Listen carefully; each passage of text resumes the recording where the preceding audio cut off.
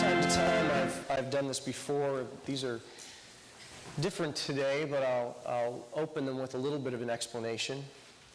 One of the ways that churches communicate to its members, their members, is through bulletins and newsletters. And sometimes, however, they don't get across quite what they were intending to.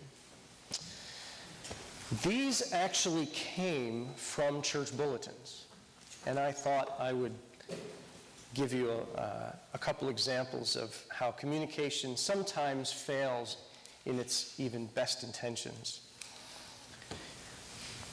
Hands-on ministry will be the pastor's evening massage at tonight's service.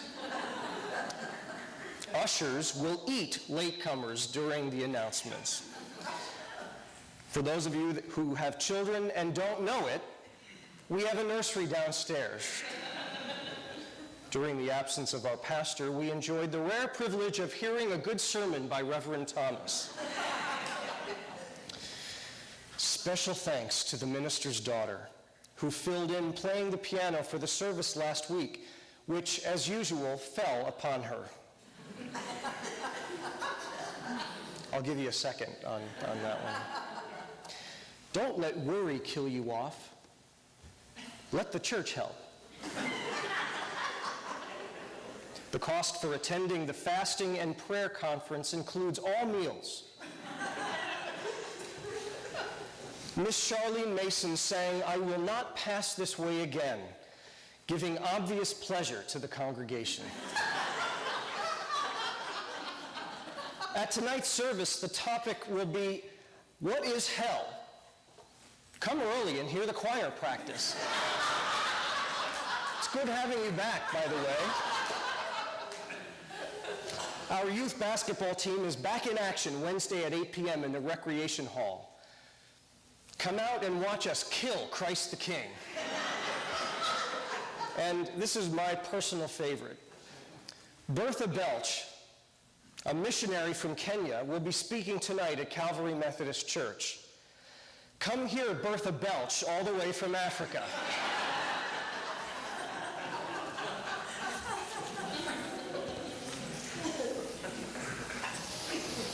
As we reflect on the anniversary of 9/11, which has been all around us this weekend, I can't help but be reminded of a few years ago when I began seeing signs. All of us started seeing signs everywhere, in subways and airports, and audio recordings, even on trains. And as a response to that tragedy, as well as other international crises that had taken place, we began to adopt the phrase, "See something, say something." And it was obvious that it was in order to get people to talk and open up and report and hold accountable any kind of suspicious behavior or people that they saw. Now, I've noticed, having taken the train a number of times in and out of New York City, that we're seeing new advertisements of the same kind on the trains, on Metro, both in New York and Connecticut. They've even been creating new TV ads for it. Now, as I saw this and heard it, I began thinking about the importance of verbalizing the more significant things in life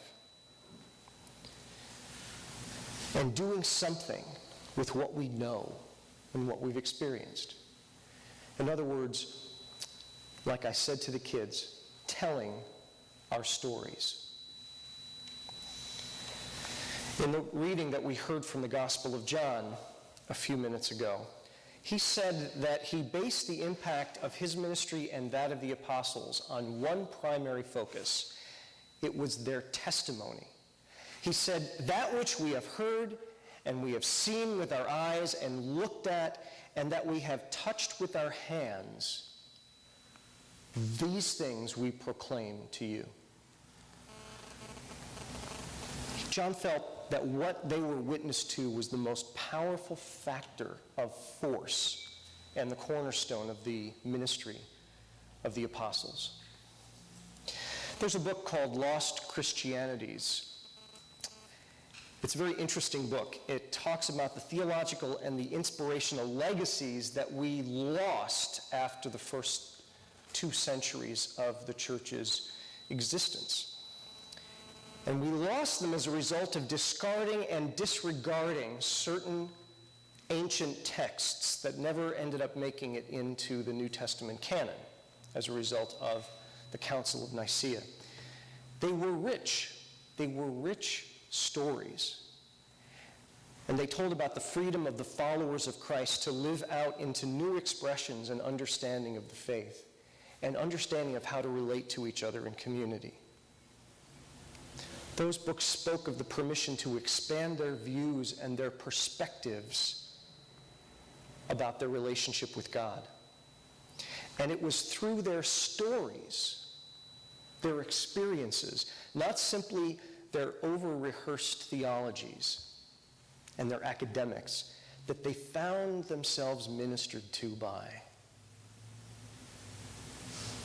And they gained courage to follow Christ even to death in their day, which was required by some, by hearing about others who had made that sacrifice as well, and why they made it. What transformed their life so much that they were willing to give it for God. And they also heard about how others had endured trials and persecutions, things that they were finding themselves going through as well, and found encouragement in hearing the stories of others.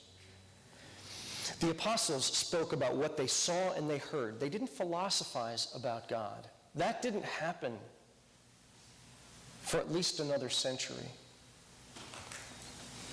And the power of their influence and their convictions rested in the things that they witnessed. The 3 years that they walked with Jesus. They saw how he lived. They saw and tried to mimic his relationship with God, as intense as it was. And they talked about the events that happened to them, both during that time that they were with him and afterwards, after he had gone. Telling those stories changed people's lives. It changed them in the first century church. It was the time in history where the church grew the most. And telling our stories can change us. One of the shows I will admit that I like to watch is older episodes of the show called Grey's Anatomy. And there's one episode, it takes place, for those of you that don't know, it takes place in a hospital, and the main characters are primarily interns and residents of a hospital in Seattle. And in one episode, the main character, her name is Meredith, she has a gunshot patient, a father who was shot by his own daughter, intentionally shot by his own daughter. And at first, she has great sympathy for the father, being the doctor and the compassionate person that she is, and much contempt for this girl who came with him to the hospital because her mother forced her to. But as the episode begins to unfold, we discover that she shot him in an attempt to defend her mother against his gross physical abuse and attacks that had been building probably for years. And the mother, because she's afraid of him, isn't talking. And she's allowing the daughter to take the blame for this. But eventually the daughter is talking. And she's distraught, and she is filled with grief and guilt for shooting him, even if it was for a good reason, to try to protect her mother from what was inevitably going to be her abuse. And when the doctor learns this, when Meredith learns this, she confronts him and the mother, and she says this to them. And I couldn't get this quote out of my head. She says this: "You need," speaking of the daughter, "you need to change her story. Because if she remembers the story the way you're allowing her to take the blame for it, it will forever, irrevocably change her for the worse. She will never be able to come out from under that. You need to change her story.